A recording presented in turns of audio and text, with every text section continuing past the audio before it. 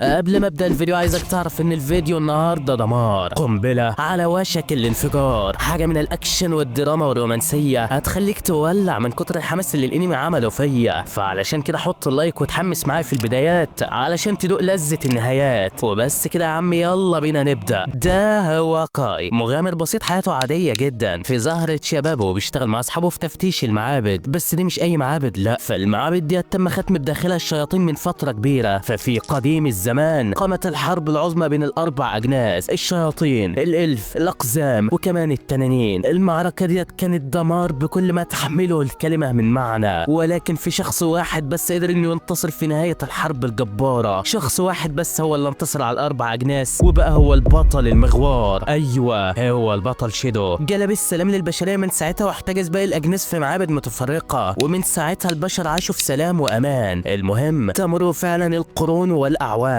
يصبح شيدو مجرد خرافه بين الازمان. ولكن بالرغم من كده فبطلنا كاي كان مؤمن بوجوده واخد قدوه ليه في حياته، بيحلم دايما بانه يكون شبهه. المهم بعدها بيروح يخلص مهمه كده كان متفق عليها هو واصحابه ساكي واشيتو، واللي كانت عن تفتيش احد المعابد البعيده. العيال فعلا بيوصلوا هناك وبيتاكدوا انه مفيش اي خطا او اي مشاكل هتواجههم. فعلا ما بيلاقوش اي حاجه غريبه في المعبد. بعدها بيرجع مع اصحابه للمدينه وبيفضلوا يتكلموا شويه وهم ماشيين في الطريق والوضع كله تمام التمام. كاي بيسيبهم وبيقول لهم سلام، انا هروح اتدرب شويه كده وبعدين ابقى اجيلكم. فعلا بيروح يتدرب. كان قدامه تنين ضخم كبير جدا وبيكون باين على كاي ان قوته مش عاديه، ولكن بالرغم من كده مش بيقدر يهزمه ولا يعمل اي حاجه. بعدها بتجيله مكالمه من صديقه طفولته جين بتدعو فيها للتسوق، وده لانها تودع المدينه قريب. فعلشان كده هي عايزه تجيب شويه هدايا لاصحابها قبل ما تسيب المدينه، وكانت عايزه كاي علشان يساعدها في اختيار الهدايا. فعلا كاي بيروح لها وبيفضلوا يهزروا شويه ويشتروا شويه حاجات والوضع كله تحت السيطره. ولكن بعد ما بيخلصوا اللي عايزين يشتروه جين بتقف قدام كاي وبتكون عايزه تعترف له بحاجه، لسه هتتكلم وتقول اللي في نفسها، وفجاه بتحصل الفاجعه الكبرى. كاي بيحس بشعور غريب جدا، الدنيا بتتشقلب حواليه، العالم بيدور في عينيه. الواد مش فاهم اي حاجه، بينادي على جين على صوته ولكن دي مش سامعاه. وهوب فجاه بدون اي مقدمات بيلاقي العالم بالكامل متدمر جنبه. الواد لسه ملحقش يستوعب اي حاجه بيلاقي الشيطان ده قدامه. اوبا،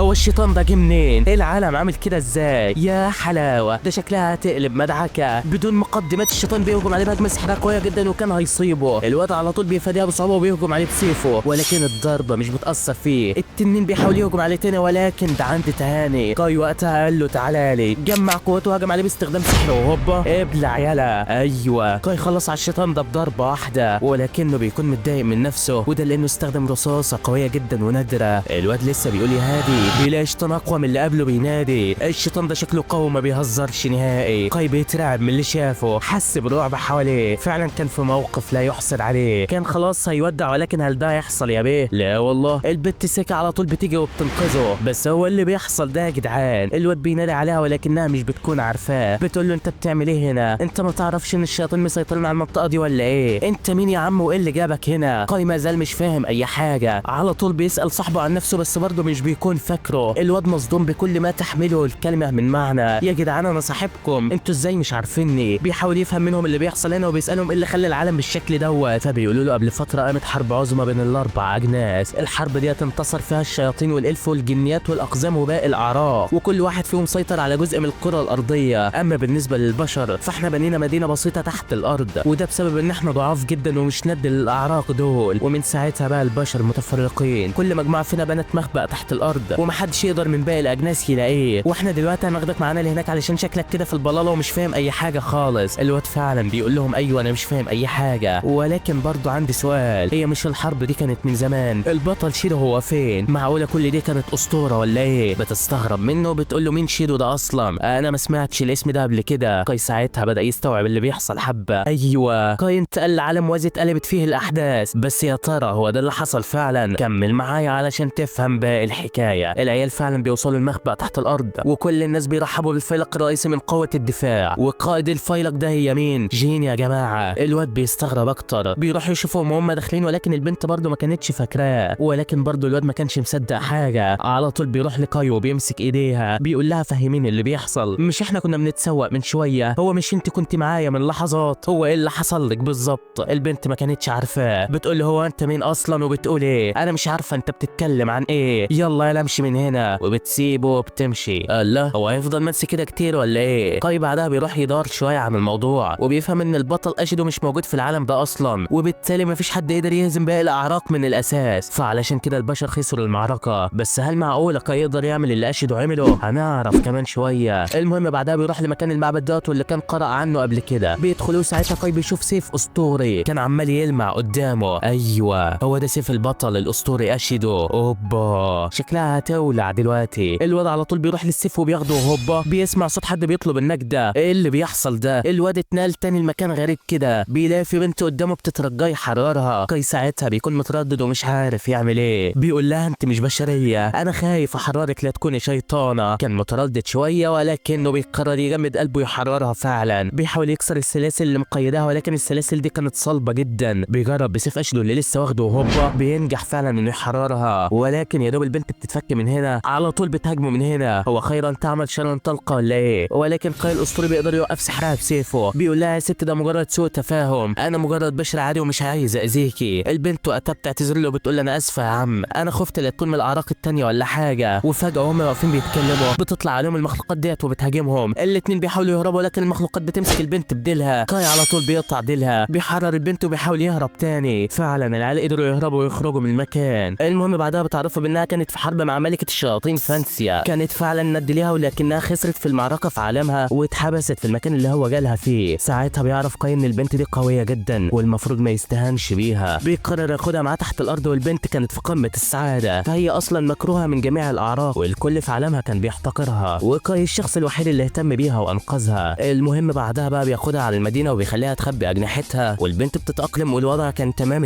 ولكن بالليل الشياطين بيكتشفوا مكان مدينه البشر وده عن طريق استشعار سحر البنت وبيهجموا عليهم. قوات الدفاع بتحاول توقفهم ولكن في تفاوت كبير في القوه. كاي بيروح لمكان المعركه علشان ينقذ المدينه وبيعتبر نفسه دلوقتي في محل البطل اشيدو اللي المفروض ينقذ العالم. في الوقت ده الشيطان ده بيهجم على سيكي وكان خلاص هيقتلها، ولكن تفتكر ان ده يحصل وكاي موجود. لا والله هوب بيقدر بانه يوقف سحره بسيفه. بيهجم عليه واحده في الثانيه بيدي. ساعتها الشياطين بيلاحظوا قوته وبيهجموا عليه ولكن الواد بقدرته بيفاديها بسهوله. وهوبا ريني هي كانت بتتدخل وبتخلص عليهم. ايوه كده يا جدعان هو ده الكلام ولا بلاش؟ صحابه كانوا مصدومين من قوته، بيقولوا له انت ازاي قوي كده؟ ده انت هتفيدنا جامد لو انضميت للفيلق الرئيسي بتاعنا. الواد فعلا بيقتنع بكلامهم وبيروح معاهم للقائد وبيقول لهم انا من عالم تاني انتصر فيه البشر على باقي الاجناس. طبعا كل القادة مش بيصدقوه وبيقولوا له روح العب بعيد يلا، ولكن القائد جين بتكون مصدقاه شويه وده لانه الوحيد قدر يعرف حقيقتها. فهي في الاساس كانت مخبيه قوتها الحقيقيه في العالم ده وعامله نفسها راجل علشان محدش يستهين بيها. عدد قليل بس من الناس اللي عارفين هويتها الحقيقيه وعلشان كده هي كانت مستغربه ازاي قدر يعرف حقيقتها. ساعتها البنت بتقول له روح بس دلوقتي وهنشوف الموضوع ده بعدين. فعلا الواد بيروح وبالليل بقى والناس كلها نايمين. مساعده جين بتروح لكاي وريني وبتقول لهم تعالوا معايا، القاده بنفسها عاوزه تقابلكم. العيال فعلا بيروحوا معاه وبيلاقوا جين مستنياهم. على طول بتساله عن نفسها في العالم بتاعه. الواد بيقول لها في عالمنا الاساسي انا وانت كنا اصدقاء طفوله. كمان بيفضل يقول لها شويه معلومات سريه عنها والبنت بتتصدم. فعلا بتصدق كلامه وبتقبل بيه في قوتها. بعدها بيبداوا يتناقشوا في الحرب. بيقول لها بقى الشياطين عرفوا مكاننا خلاص، الهجوم دوت كان مجرد تسخين مش اكتر. كده المره الجايه هيهجم الهجوم التمام، احنا لازم نبادر بالهجوم، بمعنى لازم نتغدى بيهم قبل ما يتعشوا بينا. ايوه لازم نهجم على ملكه الشياطين فان على طول. فاحنا لو استهدفنا راس الشياطين الكل هيبقى سهل علينا، اضرب الكبير يخاف الصغير. جيني فعلا بتقتنع بكلامه بس بتقول له انت عارف انت بتتكلم عن مين؟ دي ملكه الشياطين، ده محدش فينا هيقدر يلمس شعره منها نهائي. لكن الواد بيقول لها مالكوش دعوه، سيبوا الموضوع ده عليا وانا ورينا هنتصرف، ما تقلقوش. كل اللي طالبوا منكم انكم تشتتوا الشياطين على ما نوصل للمقر بتاعها. البنت فعلا هي ومساعدتها بيقتنعوا وبيقولوا له تمام هنريح الليله دي وبكره هنهجم الهجوم التمام. وفعلا بيعدي الوقت سريعا وفي اليوم الثاني بيبداوا التجهيزات. على طول بيبداوا في تنفيذ الخطه والهجوم عليهم. في البدايه بتقابلهم شياطين كتيره بس كاي بقوته بيقدر يخلص عليهم كلهم باستخدام طلقه قويه في العالم بتاعه. الكل فعلا بيتصدموا من قوته وبيطمنوا شويه. بعدها بيكملوا الطريق والجنود فعلا بينتشروا في القلعه. كاي بقى كان ماشي على باله وفجاه بيقابل الشيطان ده قدامه. جين بتقول لهم سيبوهولي كملوا انتوا في الطريق للملكه. بالفعل بيكملوا بس بيقابلهم الشياطين دول. ريني بتقول لكاي روح انت وانا هتصرف معاهم وهحصلك قريب. بالفعل بيطلع فوق وبيقابل الامبراطوره فانسيا. بتقول له اهلا بالناس الغوالي، طالما انت وصلت لهنا ابقى قابلني لو رجعت تاني. الواد بيترعب بيهددها وبيقول لها خلص عليكي زي ما اشهدوا هزامكم في العالم بتاعي. الملكه اول ما بتسمع اسمه بتتصدم جامد. اوبا اوبا ده شكل في ان في الموضوع ما بتديش للموضوع اهميه وعلى طول بتقرر تهجم عليه بهجمه قويه جدا، لكن الواد ما بيحصلوش حاجه وده بسبب السيف الاسطوري اللي حماه. رين هي كمان بتحضر في المكان بعد ما خلصت على الشياطين، بتستعد علشان تحارب معاه، لكن وعلى حين غفله الوحش ده بيظهر من العدم وبيقيد الامبراطوره فان. البنت وقتها بتتعصب جامد، بتفعل قوه الحياه وبتهجم عليها هجوم جبار. الوحش فعلا بيتضرر جامد بسبب الانفجار، بيرجع من نفس المكان اللي جه منه. العيال بيتصدموا وقتها. كاي بيقول لرين انت متاكده ان هي دي اللي انت واجهتيها قبل كده؟ دي اكيد ما كانتش بتستخدم قوتها الكامله معاكي. البنت بتقول لها ما كنتش اعرف ان هي قويه كده، اللي انا واجهتها زمان كانت اضعف بكتير. فان بتقول لهم انتوا هتفضلوا تكتروا في الكلام ولا ايه؟ جه دوركم يا شويه هلاهيل. على طول رين بتعرف انهم مش هيقدروا يعملوا لها حاجه، بتهرب منها وبتفعل درع عليهم وبتقول لكاي اهرب يلا، انا هعطلها لك شويه على ما تهرب، اهرب يلا وانجو بحياتك ومالكش دعوه بيا. الملكه بتقول لهم انت فاكره نفسك هتوقفيني بالدرع الضعيف ده ولا ايه؟ ده في احلامك. وهوبا بتدمره في ثواني معدوده. لسه هتهجم عليها تاني بس كاي بيجري عليها علشان ينقذها، لكن فجاه الملكه بتاخد بالها وبتهجم عليه بهجمه سحريه قويه جدا. الواد بيترزع في الحيطه وجسمه كله بيتشخرم حرفيا، الدم بينزل من كل مكان في جسمه وخلاص كده شكله فارق الحياه. ريني اول ما بتشوف اللي حصل بتتعصب جامد، بتهجم عليها بكل قوتها، بتقول لها انت قتلت الشخص الوحيد اللي اهتم بيا، ده انا هفرتك دماغك دلوقتي. بتهجم عليها بكل قوتها وركلات وهجمات من كل الاتجاهات ومفكره نفسها هتفوز ولا حاجه، ولكن على مين؟ دي ملكه الشياطين. الملكه بتوقفها وبتتريق عليها، بتقول لها انت مفكره كائن قبيح زيك هيهزمني ولا ايه؟ انت مجرد فاشله مش هتقدري تعملي حاجه. بتفضل تشتم فيها والبنت لا حول ليها ولا قوه. رينا عرفت خلاص بانها مش هتقدر تعمل حاجه، بتقول لها طالما انا كده كده هموت فانا هاخدك معايا. وبوم على طول بتفعل تعويذه محرمه. التعويذه بتخلي عمرهم ينقص هما الاتنين لغايه ما يموتوا، لكن فان بتاخد بالها وبتقدر تلغي التعويذه بتاعتها بقوتها. ده القوه دي يا بنتي. رينا خلاص استسلمت للامر الواقع وعرفت بانها دي النهايه. الملكه بتقرب منها وبتهجم عليها بكل قوتها وكانت خلاص هتموت، ولكن ده هيحصل، ده عند الهلفوت. هوبا كاي بيوصل في اخر لحظه وبيلغي ضربتها بسيفه. هوبا ده الواد رجع لها من تاني، بيقول لرين انت كده عملت اللي عليكي خلاص، شوفي بقى هعمل فيها ايه. لسه يكمل كلامه بيلاقي هجمه سحريه بتصيبه، جات خيبه يالا وعامل لي فيها 7 رجاله في بعض، ولكن برضه السيف بيحميه. لكن برضه بيلاقي هجمه تانيه من السما هتهريه، لكنه خلاص اتاقلم عليها بيه. الواد بيقطع الهجمه بسيفه بكل سهوله. فرانسيا بتقول له طالما انت كده طب تعالى. الملكه بتجهز هجمه جديده وخلاص ناويه تقتله، لكن وقتها كاي بيشاور لصاحبه بيقول له اطفي الكهرباء من المكان، البشر ما عندهمش قدره سحريه وكده فرانسيا مش تقدر تحس بينا. بالفعل الدنيا بتضلم والبنت مش بتقدر تحدد مكانهم، لكنها بتستشعر قوه السيف وبتهجم عليه. لكن انت عبيطه يا بت، ريني هي اللي كانت ماسكه السيف وعلى طول بقى كاي بيظهر وراها زي الطيب. وهوبا ريني بتحدف له السيف الاسطوري وبوم بيديها الضربه التمام. الله عليكم يا جدعان، هو ده الكلام ولا بلاش؟ الضربه فعلا بتصيب البنت بقوه كبيره، خلاص شكلها دي نهايتها. فرانسيا فعلا كانت على وشك الموت وقبل ما تموت بتقول له انا بعترف بقوتك يا كاي، انت اثبتت لي ان كلام البطل اشدو كان صح. فهو كان عارف بان ظاهره اعاده تجسيد العالم دي هتحصل لا محاله، واكيد اللي سببها هو واحد من قاده الاعراق الثلاثه الباقيين. بعدها بتبدا تقول له شويه معلومات كده تعرفها، وده لانه تاني شخص تعترف بيه بعد البطل اشدو، وبعدها بتفارق الحياه. اوبا ده شكل في حاجات كتيره لسه ما نعرفهاش، فيا ترى هو فين البطل اشدو بالظبط، وازاي الملكه فانسي عارفاه؟ كل ده واكتر هتعرفه كمان شويه. المهم بعدها البشر بيرجعوا لسطح الارض من تاني، ده كمان بيرجعوا للعاصمه اللي الشياطين كانوا محتلينها، بيبداوا فعلا انهم يصلحوا ويجددوا في المدينه علشان تصلح للحياه من تاني. جين فعلا كانت عارفه ان كاي هو السبب في كل اللي حصل دوت، على طول بتروح له وبتشكره على مساعدته ليهم، بتقول له من غيرك ما كناش هنعرف نعمل حاجه يا صاحبي، انت السبب اللي رجع لنا الامل من تاني. كمان بتعرفهم انها خلاص هتسيبهم وتمشي، وده لانها هتاخد معاها شويه من الجنود علشان يبداوا في تحرير القرى الارضيه بالكامل. ده لسه في الملايين والملايين من البشر في حاله يرثى لها، احنا لازم نرجع عصر المجد للبشريين، ولكن انا مش هعرف اعمل كل ده لوحدي، لا انا عايزاك تيجي معانا يا كاي، احنا محتاجين قوتك الجباره. الواد فعلا ما بيكدبش خبره وبيوافق على كلامها. وقتها اتاكدت شكوكو انا الوقت المفروض اكون في محل البطل اشد وانقذ البلاد، ده شكل الجاي هيبقى دمار. ريني هي كمان بتقرر تروح معاهم والدنيا اخر حلاوه. المهم بعدها بيجهزوا دنيتهم وكل حاجه وبيروحوا لمكان كده يدعى مكان المتمردين، وراحوا المكان ده علشان يعملوا معاهم تحالف ويزودوا من قوتهم. بالفعل بيروحوا، ولكن وهم في الطريق بيظهر لهم التنين دوت، لكن كاي وريني بيقدروا يخلصوا عليه بكل سهوله، بيستريحوا شويه ويكملوا شويه واخيرا بيوصلوا هناك. فعلا المتمردين فعلا اول ما بيشوفوهم بيرحبوا بيهم ترحيب من نار. القائد ده كمان بيعرفهم هم في طريقهم للرئيس بان الرئيس بتاعهم طماع وتصرفاته جشعه جدا،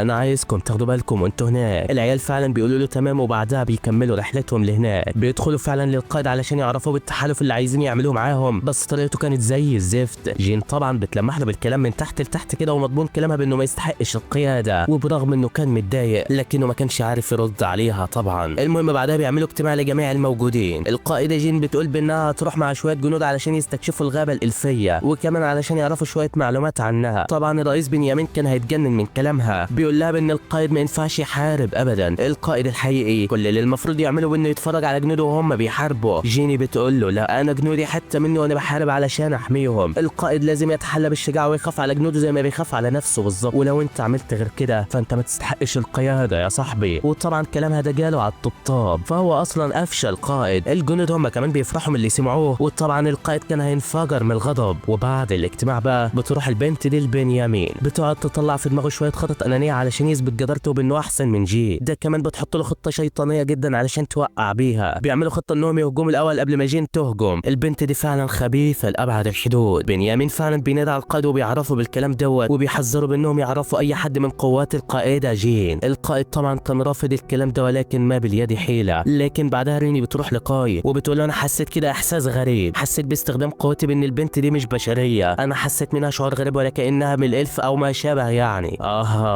ده شكلي في ان في الموضوع. المهم بقى من جانب تاني بيكون ملك الساميون الفاريا قرر يخون التحالف اللي معمول لسبب مجهول. فالجنيات والالف والاقزام والساميون عاملين تحالف مع بعض، وكمان بيعتبروا نفسهم كعرق واحد. والفاريا بقى يا سيدي يعتبر من اقوى الاشخاص في العالم. المهم بيهاجم كبار الالف وبيحتجزها. القائده لما بتصحى بتترعب وبتخاف لا يحصل لها حاجه، على طول بتؤمر جميع الالف والاقزام والجنيات انهم يدوروا عليها ويجيبوها من تحت الارض. المهم بعدها بنروح لكاي واصحابنا قدام الغابه الالفيه، بيلاحظوا ان في اسلحه على الارض وبيعرفوا بانها من جماعه المتمردين. ايوه القائد بتاعهم هو بنيامين. كده اتاكدت خيانته. ريني فعلا بتشم ريحه غريبه، العيال ما كانوش عارفين مصدرها وعلشان كده بيمشوا اتجاه الريحه. لكن فجاه وهم ماشيين بيدخلوا في بوابه كده وبتنقلهم انيا للمكان ده. بتطلع لهم الجنيات وبتكون مفكره في البدايه انهم من الالف ولا حاجه، لكنها اول ما بتدقق فيهم بتعرف انهم من البشر. على طول بتجري من قدامهم وكانها خايفه من حاجه، لكن العيال بيجروا وراها برضه. وفجاه الالف بيوجهوا السلاح عليهم، لكن قبل ما يهجموا عليهم ولا حاجه بتظهر البنت كوبيا وبيتضح انها من الالف فعلا. وكمان بيتضح انهم سجنوا كل الرجاله بتوع التحالف المتمردين، وطبعا عارفين ان قائدهم هو بنيامين. على طول بتؤمر الحراس ينزلوا السلاح وبتقول لهم احنا مش هنأذيكم، لا احنا بس محتاجين مساعدتكم في هزيمه احدى القبائل، وده بحكم انكم قدرتم تهزموا ملكه الظلام فانسيا. ولكن في المقابل بقى هنفرق سراح كل الاسرى اللي عندنا. افرح يا ستي. بالفعل بيروحوا لنيابه القائد وبيقبلوا الاتفاق. على طول بيمشوا في اتجاه القبيله اللي هيواجهوها، وهم في الطريق بيتكلموا وبيعرفوهم بان القائد الفاريا ما كانش ده. فهو في البدايه كان طيب جدا، ولكن بعدها فجاه انقلب عليهم وبقى بالشخصيه ديت، وبقى مش طايق حد فينا وبيتعامل بالكبر ده، ولسه مش عارفين ايه السبب اللي خلاه يتغير كده حتى الان. المهم بعدها بيروحوا لمقر الساميون فعلا، ودي القبيله اللي عايزينهم يواجهوها. على طول بتظهر لهم البنت ديت، لكن مساعده جين بتتولى موضوعها، بتديها ضربه بتخلص عليها نهائيا. بتقول لهم اسبقوني انتوا وانا هاجي وراكم. بالفعل بيروحوا وبيقابلوا الفارس ده. ريني بتقول لهم اسبقوني هحصلكم ما تقلقوش، انا هتولى امره. بالفعل العيال بتتقدم، وجين بتقول لك انا اسفه علشان سبتك تحارب ملكه الظلام لوحدك، المره دي انا هحارب معاك واحميك مهما كلف الثمن. وبعدها بيكملوا في طريقهم. المهم بيوصلوا فعلا لمكان الفاريا وبيلاقوا ملكه الالف محجوزه هناك، لكن اول ما بيظهروا فجاه بيجي القائد قدامهم. شكل كده قوته مش عاديه يا صديقي. اوبا بابا ده شكلها هتقلب مجزره. المهم من جانب تاني كانت مساعده جين بتحارب الساميه دي واللي اسمها ميسا. نايبه جين بتهجم عليها بتشوفها ولكنها بتصدها. ميسا بتقول لها السيف اللي معاك ده سيف الوحش الاسطوري مش كده؟ انا سمعت ان السيف ده بيستمد قوته من كتر الاصطدام. انا ما اعرفش ازاي بشريه قذره زيك تمسك سيف زي ده، بس على العموم انا مش هرحمك يا بنت انتي. مساعده جين بتقول لها انتوا كده دايما شايفين نفسكم على الفاضي يا بنت، دايما متكبرين كده على الفاضي وانتوا اصلا شويه حساله. لكن ميسا وقتها بتتعصب جامد، هاجمت عليها بكل قوتها. لكن في نفس ذلك الوقت كانت ريني بتواجه الدبابه دوت. بيقول لها قبل ما اواجهك عايز اسالك سؤال، هو انت من اي عرق بالظبط؟ البنت بتقول لها انا ذات نفسي والله ما اعرف، بس كل اللي اعرفه دلوقتي ان انا هحمي كاي بكل قوتي ومش هسيبكم تلمسوا شعره واحده منه. ده الشخص الوحيد اللي اهتم بيا وعاملني كاني روح مش مجرد لعبه الكل بيستهزأ بيها. الواد ده فعلا اثر في نفوسهم كلهم، لكن هو فين؟ ايوه بيكون وصل هو وجين للفاريا ملكه الساميين. رين اول ما بتشوفه ما بتستحملش وبتتعصب جامد وبتهجم عليه، لكن على طول الواد بيفعل سحر وبيطلق عليها بلوره سحريه، بس كان بيلحقها في اخر لحظه وبيحميها قبل ما يحصل لها حاجه. الفاريا بتتصدم من قوته، بتقول له هو انت ازاي بشري عادي؟ انت ازاي ما تاثرتش بالهجوم؟ طيب لا ما تبطلي كلام يا بنت انتي. ثانيه كده انت نهايتك هتكون على ايدي زي فانسيا بالظبط. الفاريا بتضحك باستهزاء بتقول له بقى انت اللي هزمت الشيطان الرمه ديت، يبقى علشان كده انت شايف نفسك على الفاضي. اوعى تفكرني بيها يالا، انا هو الفاريا الملك الذي لا يقهر، انا هو الاقوى الاجمل الاروع في العالم. لكن وقتها جين ما بتستناهوش يكمل كلامه، بتهجم عليه بسهم قوي جدا، بيخترق درعه وبيخدشه. كمان هجمه تانية لكن المره دي بيصدها بسحره. اوبا بابا البنت دي اتجننت فعلا. الواد بيتعصب جامد ويهجم عليها بهجمات قويه، ولكن رين في اللحظه الاخيره بتفعل دراعات السحر وبتحمل كل. بتقول لهم انا مش هفضل واقفه زي قلتي كده واسيب البشر يحاربوا لوحدهم. كاي بيتحمس هو كمان، بيقول لهم خلينا نحرر رئيسكم الاول لاننا لو اتجمعنا كلنا عليه هنهزمه. بالفعل بينطلقوا بكل قوتهم، ولكن الفاريا بيهجم عليهم برمح خطير جدا وكان هيصيبهم. رين بتحاول تصدها بدراعان مثير ولكنه بيكسروا تكسير وكان هيصيبها، ولكن كاي في اللحظه الاخيره بيدخل وبيكسره. بيقول لرين روح انت وانا هعطله. البنت فعلا بتسمع كلامه وبتنطلق على البلوره اللي قائدتها محبوسه فيها، بتحاول تكسرها بكل ما اوتيت من قوه، ولكن البلوره كانت صلبه جدا. البنت بتتصدم وما كانتش عارفه تتصرف ازاي. هو ازاي اصلا استخدم القوه دي كلها ولسه ما تعبش حتى؟ ممكن تكون القوه الكبيره اللي اكتسبها هي اللي غيرته فجاه ولا ايه؟ نرجع بقى لقطه مساعده جين وميسا، واثناء ما كانوا بيتقاتلوا مساعده جين بتشاور الاوسران بانه ينفذ الخطه. بالفعل اشرم بيستنى الوقت المناسب وبيحدف عليها قنبله بتشتتها، وهوبا من حيث لا تحتسب المساعده بتنقض عليها من جناحاتها وبتهزمها. في الوقت ده رين هي كمان كانت لسه بتتقاتل مع الراجل الحديدي. الواد قوي جدا وبيهجم عليها وبيقدر انه يوقعها على الارض، لكن البنت بتتعصب جامد وبتهجم عليه بقوتها وبوم اداته على دماغه. اللي بعده يا هناها يا سعده، لكن البنت بتحس بحاجه غريبه وانه قاصد يخسر نفسه قدامها ولا حاجه. الواد بيقول لها يلا روحي والحقي باصحابك، لكن البنت بتقول له لا انت ليه سبت الهجوم يوصلك وما تفادتش الضرب عن عمد؟ انا عايز اعرف السبب. الواد بيقول لها من ساعه ما القائد الفاريا اتغير وانا بقيت عايز ارجعه لطبيعته باي طريقه ممكنه. انا واثق فيكم بانكم هتقدروا تعملوا كده. وبرده كمان ميسا بتقول لمساعده جين نفس الكلام. مساعده جين بتقول لهم خلاص تمام، بس لو انت فعلا عايزه تعتذري على اللي انت عملتيه فيلا ودينا لمكانهم حالا. البنت فعلا بتفهم كلامهم وبتقول لهم تمام. في الوقت ده بقى الفاريا بيقول لهم صح، عايزكم ترحبوا بمساعدتي الجديده. وبوم بوابه بتتفتح من العدم وبتظهر فعلا ماكي، هو ده اسمها. شكل قوتها جباره فعلا. الفاريا على طول بيأمرها بانها تهجم عليهم. بالفعل البنت بضربه واحده منها بتقدر انها تطيرهم كلهم من المكان. اوبا دي شكل قوتها اخر جمدان. جين بتحاول تصيبها بسهمها ولكن دي ولا اتخدشت حتى. رينيا كمان بتوصل للمكان وبتتصدم من اللي شافته. كاي بيقول للفاريا انت ازاي ورا كل ده؟ هو انت اللي عملت اعاده تجسيد للعالم ولا ايه؟ لكن الفاريا بيقول له انت بتتكلم عن ايه؟ الواد برضه ما كانش فاهم حاجه. كاي بيقول له طب انت عارف البطل اشيدو؟ وفي وقتها بيشوف الصدمه. الفاريا بيفتكر فعلا، عقله بدا يتشوش وذكرياته بتختلط على بعضها. لكن هوبا ماكي بتمسكه من رقبته. الواد بيحاول يقاوم ولكن خلاص ماكي بتسحبه في البوابه وتروح معاه. وبوم البوابه هي كمان بتختفي. الكل ساعتها مش بيكونوا فاهمين اي حاجه ولا عارفين ايه اللي بيحصل، لسه هيتحركوا. بوم الفاريا بيظهر من تاني، لكن المره دي بشكل غريب جدا واقوى من ذي قبل، ولا كأن حد بيتحكم فيه. على طول بيهجم عليهم بسحره، لكن برضه ريني بتحاول تصده بدرعها، لكن ده ولا بيعمل اي حاجه. الدرع بيتكسر والكل بيترزعوا في الارض.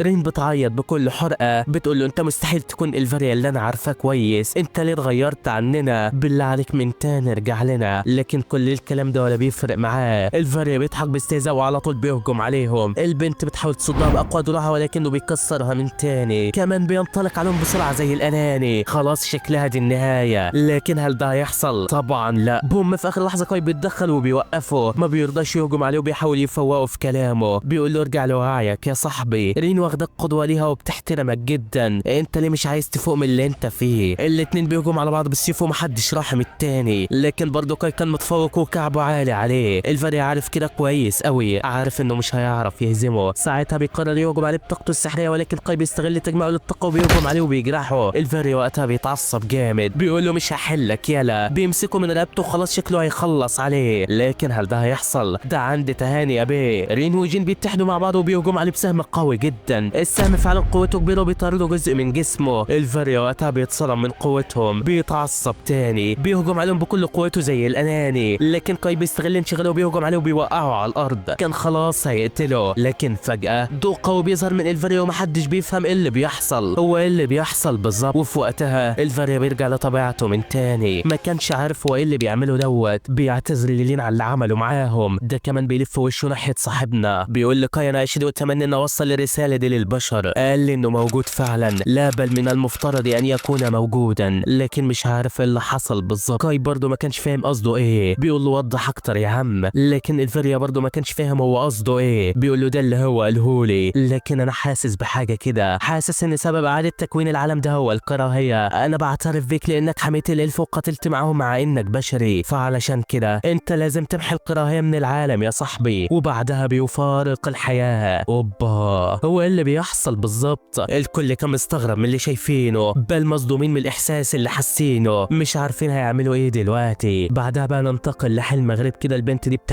بتحلم بان البطل اشدو بينقذها من ماكو وبيجري بيها، لكنها بعدها بتصحى وبتشوف كاي قدامها وبتحضنه من خوفها، وبوم وقتها جين بتقطعهم، بتكون عرفت كل الحياه وان ريني مش بشريه، ولكن كاي بيكون قال لها على كل حاجه عن ريني، وكمان قال لها انها في صفهم ومستحيل تكون جاسوسه لاي جنس من باقي الاجناس. على طول بيقرروا انهم يخلوا الموضوع ده سر بينهم هما الثلاثه. البنت فعلا بتقتنع بكلامه وبتقول له تمام. بيخلص اليوم فعلا على كده، وفي اليوم الثاني كبيره الالف بتعلن عن هدنه عملتها مع جين، بتقول لها من النهارده ممنوع حد من البشر يدخل الغابه الالفيه، كمان ممنوع الالف يروح لمنطقه البشر، احنا كده هنضمن السلام بين الشعبين. بالفعل جين بتوافق على كلامها، لكن بعدها قبل ما يمشوا بيلاقوهم بيقدموا لهم الهدايا كشكر على اللي عملوه معاهم. الكبيره بتاعتهم بتقول لهم اننا من غيركم ما كناش عارفين هنعمل ايه، دي حاجه بسيطه مننا كعربون شكر، وبيكونوا ادوا لكاي مجموعه طلقات قويه جدا مصنوعه من قبل الاقزام. المهم كبيره الالف بتقول لهم اكيد انتوا هتحتاجوا حد يروح معاكم علشان يدلكم للخروج من هنا، روحي معاهم ودليهم. البنت فعلا بتوافق وبتروح معاهم، وكده المجموعه زادت واحد. بعدها بقى بيروحوا لمجموعه المتمردين وبيعرفوهم بالهدنه اللي عملوها مع الالف، وبيفضلوا يخططوا شويه كده على شويه حاجات. لكن من جانب تاني بنشوف الاتنين دول في المكان ده موراس ملك الوحوش الاسطوريه بيقول لملكه الارواح كيوكو سمعت ان فانسيا والملك الفاريا اتهزموا من البشر، كده ما بقاش حد من الاربع ممالك غير انا وانتي، بس خلاص كده هتكون نهايتك على ايدي النهارده. الملكه كيوكو بتحاول تهرب ولكنه بيهجم عليها بقوته وبيرزعها في الارض. كيوكو ساعتها بتستخدم سحرها وجسمها بيتحول لسال وبتتفرق وبتحوطه من كل مكان بسحرها. بعدها بتمط ايديها وبترشقه في الارض بقوتها، بعدها بتنزله علشان تكمل عليه، بس هوبا ايد لاسترايز بتمسكها من وشها وبتضغطها في الارض، لكن كيوكو في اللحظه الاخيره بتحول جسمها لسائل وبتقدر تفلت منها كالعاده. على طول بتنشر جزيئات جسمها في الغابه في كل مكان علشان ما يقدروش يلاقوها. البنت فعلا بتختفي من قدامهم. الملك وقتها بيشكر لاسترايز وبيروح يدور على كيوكو معاها، لكن في الاثناء دي بقى كاي وباقي الجماعه كانوا راجعين لمدينتهم تاني، ولكن في الطريق ريني بتكون متضايقه علشان رين قاعده جنب كاي، بتقول لها مش معنى ان انت قاعده قدام وانا اللي قاعده ورا يبقى تاخدي راحتك او كده. رين بتفهم قصدها ايه وبتقول لها يا ست اهدي، انا موجوده قدام علشان اوجه الرحله مش اكتر، اياك تشكي فيا او كده. وهرمونات بنات بقى هنقول ايه. المهم بيعدي الوقت سريعا وبيقرروا يخيموا ويستريحوا شويه، ولكن فجاه بيطلع عليهم الوحش الاسطوري ده. الجنود بيحاولوا يوقفوه لكنهم مش قادرين يعملوا معاه اي حاجه. كاي هو كمان بيوصل وبيضرب عليه برصاصه قويه جدا لكنه ولا بيتاثر. مساعده جين هي كمان بتهجم عليه، لكن الوحش كان سندال مش فارق معاه خالص كتر العيال، بيوقعهم على الارض بكل سهوله وشكل قوته كده فوق الخيال. مساعده جين بتفهم كده كويس قوي، بترمي عليه قنبله بتشتته وبتامر الكل ينسحب حالا. بالفعل الكل بينسحب وبيروحوا لجين، بيستغربوا ازاي وحش اسطوري موجود هنا هم لسه في المنطقه الالفيه، هو ازاي عدى كل الحواجز ديت. جين على طول بتروح لكاي وبتقول له احنا ازاي هنهزمه ده يا عم، مفيش اي هجمات سحريه بتحوق فيه. الواد وقتها بيحلل نقاط ضعف الوحش وبيقول لها ما تقلقيش الموضوع عندي، انا لقيتها الجبهه بتاعته هي دي المنطقه الحيويه اللي هتاثر فيه، يلا نعمل خطه علشان نهزمه. فعلا الكل بيتجمع وبيعملوا خطه اسطوريه، على طول بيرجعوا له علشان ينفذوها. في البدايه الجنود بيهجموا عليه بطلقات كتير جدا بتشتته. كاي ورينو هم كمان عاملين له كمين فوق الشجره وبيستنوا اللحظه المناسبه، وهوبا بيرموا عليه قنبله ضبابيه وبوم. ريني بتستهدف جبهته بسحرها واحلى مسا عليك يا معلم، وزدني من الشعر بيت واحلى انفجار عليك من كاي ده ولا ايه. ولكن كل ده برضه ولا اثر فيه. الوحش ساعتها بيتعصب جامد، بيهجم على رين وكان خلاص هيقتلها ولكن ما بيلحقها في اللحظات الاخيره، وهوبا رين هي كمان بتتدخل وبتفعل الفخ الالف بتنقله بعيد. وبكده بقى تكون نجحت الخطه يا معلم، اللي مش هنقدر نهزمه هنقدر ننقله. لكن برضه بسبب المجهود ده كاي اتصاب اصابه خطيره بعد ما نقذ ريني كانت زعلانه على حالته جدا، بتعيط عليه بحرقه كبيره خالص، ولكن الواد بيطمنها عليه وبيسالها لو حصل لها حاجه. البنت فعلا بتزعل من نفسها جامد وده لانها السبب في كل دوت، ولكن برضه هنعمل ايه. المهم على طول بيعالجوه وبيخلص اليوم على كده. وفي اليوم الثاني الكل فجاه بيسمع صوت غريب بيناديهم، بيحاولوا يتتبعوا مصدر الصوت وبيوصلوا فعلا للمعبد ده. الصوت وقتها بيقول لهم انتوا خايفين من ايه؟ انتم مرحب بكم هنا في اي وقت كان، انتم دلوقتي في مركز العالم الاساسي. اوبا دي شكلها جمدان بقى ولا ايه؟ بالفعل بيدخلوا المعبد وبيسيبوا البنت رين تحرسهم من بره. العيال فعلا بيدخلوا بيلاقوا التمثالة دي بتكلمهم، بيستغربوا من اللي شايفينه، لكنها بتطمنهم وبتقول لهم ما تخافوش انا معاكم. طول الفترة ديت كنت مستنيه حد جدير بالثقة ياخد مكان البطل اشيدو. انا حضرت حرب كل الاعراق مع بعضها، انا اللي صنعت سيف اشيدو بنفسي، ولكني فقدت كل قوتي بسبب انه استهلكها كلها. لكن عايز اقول لكم حاجة، العالم اللي انتم عايشين فيه دلوقتي عالم مزيف، عالم انقلبت فيه الاحداث رأسا على عقب، وعلشان ترجعوا العالم الاصلي فلازم تهزموا جميع قادة الاعراق الباقيين ولاست رايز معاهم. اما بقى بخصوص الشخص اللي هيحل مكان البطل اشيدو في العالم ده فهو جين. الله، هو مش المفروض اللي يحل محله ولا ايه؟ لكنها بتقول له لا، انت يا كاي بتمتلك القوة، عندك جميع المؤهلات انك تحل محله، لكنك مش من العالم ده من الاساس وتعتبر دخيل علينا، فعلشان كده جين هي الجديرة بالقيادة. العيال برضه كانوا مستغربين من اللي سامعينه وبيفضلوا يستفسروا منها على شوية حاجات كده وبعدها بيمشوا. رين بتسألهم عن اللي حصل بس جين مش بتقول لهم الحقيقة، بتقول لهم المعبد ده كان فاضي من الاساس، محدش يشغل باله باي حاجة. بعدها بقى بيتجهوا لمكان متمردين تانيين اسمهم تحالف برادلي، بالفعل بياخدوا وجهتهم لهناك، ولكن في الطريق ساكي بتشوف المعبد ده قدامها، على طول بتسأل كاي عنه اذا كان يعرف عنه اي حاجة. الواد فعلا كان عارفه، ففي العالم بتاعي المعابد ديت كان بيتم احتجاز الشياطين فيها، تعالوا بس نستكشفها الاول. بالفعل العيال كانوا رايحين يستكشفوها وهوبا بينزل عليهم مجموعة كبيرة من الفقاعات، ايوه دول من عرق الارواح. الكل ساعتها بيهجموا عليهم ولكن بدون اي فايدة. كاي بيحلل الوضع وبيعرف ان الطريقة الوحيدة لهزيمتهم هي حرقهم، بيجرب فعلا عليهم وهوبا كل الفقاعات بتتحرق في لمح البصر. لكن ايه ده، تحالف برادلي وصل للمكان وشكله هيقلب الدنيا جمدان. قائدهم بلامينج بيسلم على جين وبيقول لها ده عدى وقت طويل قوي من اخر فترة اتقابلنا فيها، انت اخبارك ايه والدنيا عاملة معاك ايه؟ العيال ساعتها بيسلموا عليه وبيرحبوا بيهم، لكن وفجأة من حيث لا تحتسب فقاعة كبيرة بتحوطهم من كل مكان. الكل بيحاولوا يخرجوا من المكان ولكن بدون اي فايدة. على طول كاي بيستخدم الطلقات الجديدة اللي الاقزام ادوها له وبيعمل فتحة كبيرة في الفقاعة، الكل فعلا بيخرجوا منها بسلام، لكن لسه ما ارتاحوش وهوبا بيلاقوا ملكة الارواح كيوكو واقفة قدامهم.